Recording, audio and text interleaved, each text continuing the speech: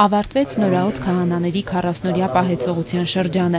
3 մայրաքաղաքի եւ թեմերի տարբեր եկեղեցիներում անդրանիկ պատարագը մատուցելուց հետո նրանք վեհափառ հայրապետի մոտ էին մեկ անգամ եւս ստանալու կաթողիկոսի օրհնությունն ու լսելու խորհուրդները հոգեվոր ծառայության անցնելուց առաջ։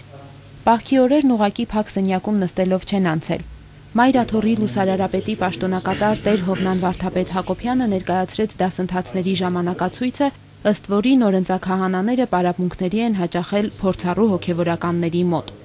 Կարևորելով հոգևորականի նախանձախնդրությունը եւ նվիրվածությունը եկեղեցուն, վեհափառ հայրապետը նշեց, որ քահանան առաջին հերթին այնտեղ պետք է լինի, որտեղ կա նրա կարիքը։ Այս պահին առաջնահերթ է ջավախքը, ասաց հայրապետը, տեղեկացնելով, որ նոր ձեռնադրված քահանաներից 2-ը հենց այնտեղ կմեկնեն ծառայության։ Ֆրանսիայի հայոց եկեղեցում սպասավորող Սարգսավագը կվերադառնա իր ծառայությունն արդեն քահանայի կարգավիճակում իրականացնելու։ Դիվանատանը, Մայրաթոռի ֆինանսական բաժնում եւ բանակում մինչեւ ձեռնադրվելը սպասավորած հոգևորականները նույնպես կշարունակեն գործունեությունը նույն տեղերում։